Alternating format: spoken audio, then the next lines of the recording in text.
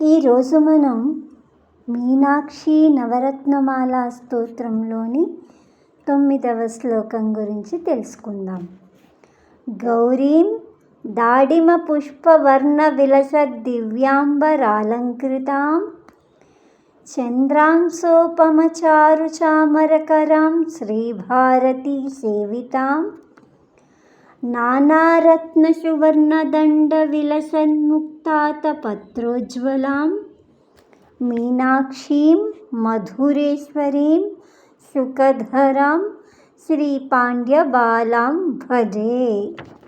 గౌరీం ఓ గౌరీదేవి, దాడిమ పుష్పం అంటే దాడిమ అంటే దానిమ్మ చెట్టు, పుష్ప అంటే పువ్వు, వర్ణ అంటే రంగు, విలసత్ అంటే ప్రకాశించే, దివ్య అంటే పవిత్రమైన, అంబర అంటే వస్త్రం, అలంకృతం అంటే అలంకరించబడినది. చంద్రాంశోపమచారు చామరకరాం, చంద్రాంశు చంద్ర అంటే చంద్రుడు, అంశు అంటే కిరణం, ఉపమ అంటే పోలిక అంటే చంద్రకిరణాలతో సమానమైన, చారు అంటే అందమైన, చామర అంటే వింజామర, కరాం అంటే చేతులు కలది, శ్రీ అంటే లక్ష్మి, భారతి అంటే సరస్వతి, సేవితాం అంటే సేవించబడేది, శ్రీ భారతీ సేవితాం.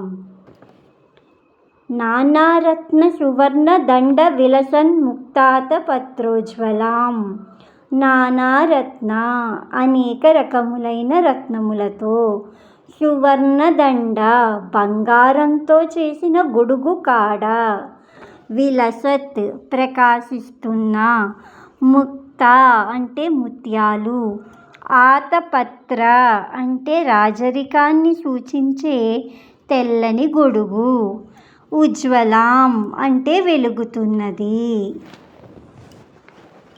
మీనాక్షి మీనాక్షీదేవి, మధురేశ్వరి మధురైని పాలించే ఈశ్వరి, సుఖధరాం చేతిలో చిలుకను ధరించినది, శ్రీ పాండ్యబాలాం పాండ్యరాజు యొక్క కుమార్తె, భజే అంటే భజిస్తున్నాను.